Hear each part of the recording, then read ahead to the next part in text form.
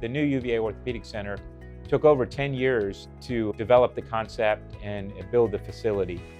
The goal for the facility was not only to be patient-centric, a great environment for patients to receive efficient, comprehensive care, but also a great environment for team members to work.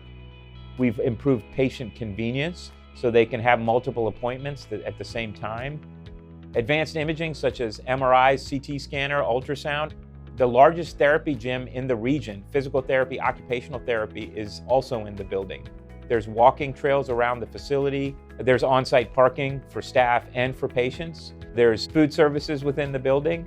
The new UVA Health Orthopedic Center is one of a kind in this region. There's only 4 orthopedic comprehensive centers like this on the East Coast. There's a growing need for orthopedic care.